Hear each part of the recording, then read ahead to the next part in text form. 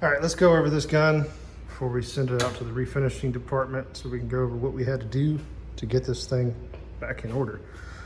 All of the cuts on this gun were ground out and redone. They were all cracked.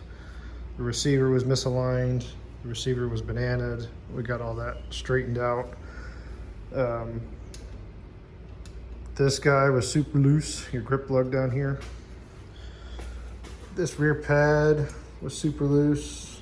We got that all reinforced and back in there. It's your buffer tab there in the rear. Let's see. What else did we do on this bad boy? This barrel collar was cracked here, so we got that repaired. We replaced this right-hand rail. Of course, we replaced all of the rail rivets.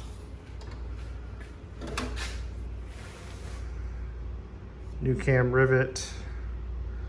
A lot of this stuff, so that the original cuts were up here, there was also had been cracked and damaged here. And when it got welded back together, it was actually tweaked slightly. So this camming section wasn't aligned with the rails properly.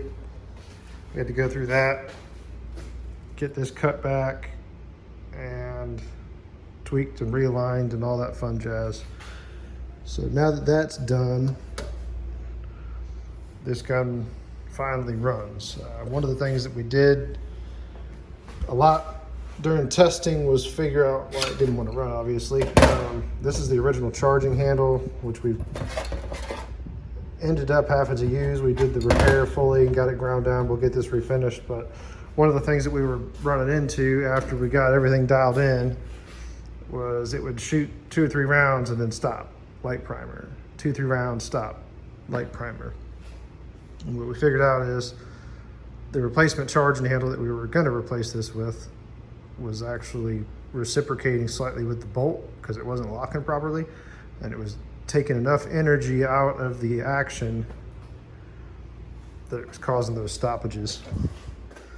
So we got that squared away. This gun runs quite well now. So we'll be going out to do a full parkerized refinish on this.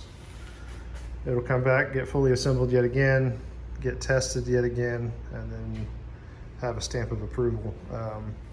We replaced the recuperator in this thing because the previous one was broken. We replaced the right-hand rail because it was broken. We replaced the camming section on this one because it was broken. Like I said, we replaced all the welds on this thing because they were broken. We replaced the recoil spring on it because the old one was short and worn, so we got that fixed.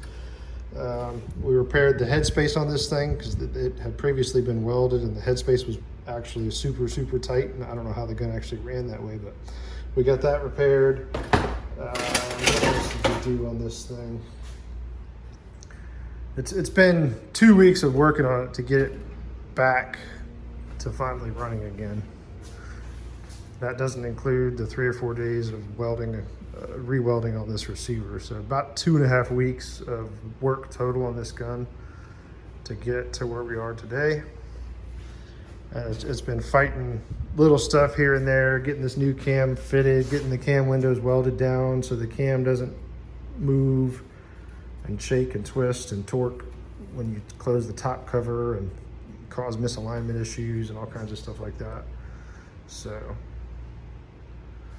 I'll stitch in a shooting video so you can see it does run. And we'll do another full rundown on this thing once it's refinished and ready to rock and roll. So it's Wednesday. We should have this thing out the door by Friday. So y'all have a good rest of your week.